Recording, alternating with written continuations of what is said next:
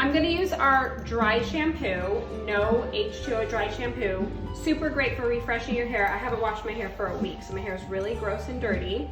And my favorite way to use it, shake it really, really well so that all the ingredients mix together.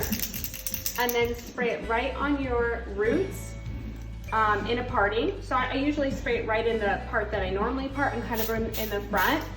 Make sure that you're spraying far away, so about 5 to 13 inches away, I would say.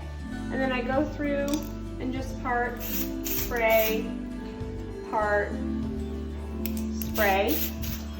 Another really great thing to do after you spray all your parts, and I really do mostly the front, not necessarily the back, is kind of on the bottom where your hair clumps together. I give it a little bit of a refresh.